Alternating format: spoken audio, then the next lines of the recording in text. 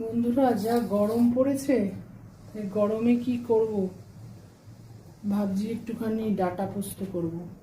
তাই কালো জিরে দিয়ে দিয়েছি, তেল গরম হয়ে গেছে, কালো জিরেটা দিয়ে দিয়েছি। এবার আলুগুলো একটু ভেজে নেব।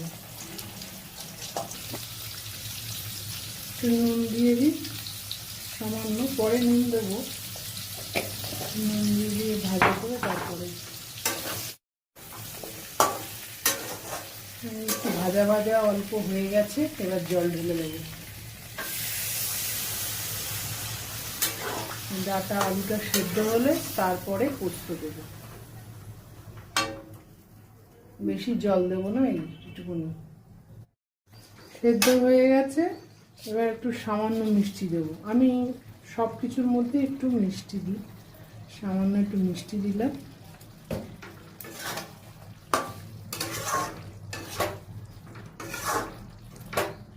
এইবারে আমি পোস্তটা দিয়ে দেবো।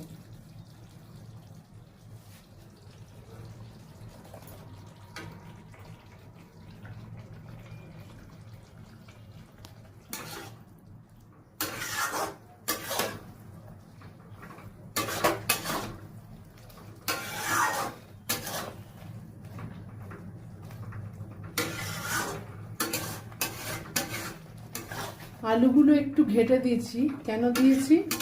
ডাটাগুলো দেখো ভাঙেনি, কিন্তু আলুগুলো একটু ঘেটে দিলে মাখা মাখা টাইপের হয়, ভাল লাগে খেতে। আমার তো ভাল লাগে, কার কিরম লাগে জানি না।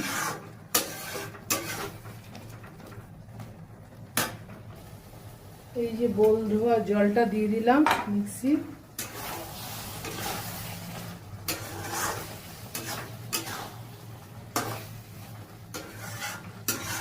গরমকালে দেখবে এই খাওয়াটাই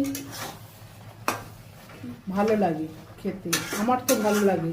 এটা উপকারও খুব, সজনের ডাঁটা না গরমে খুবই উপকার।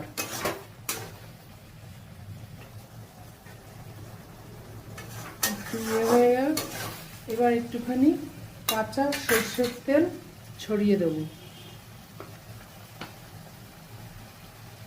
আমি দিয়ে দেখবে তোমরা, ভালো লাগে। তা আমার এই সজনের আলু পোস্তর রেসিপিটা কেমন লাগলো আমাকে কমেন্ট লাইক করে জানিও। ভালো লাগলে তোমরাও করে খেও। টাটা।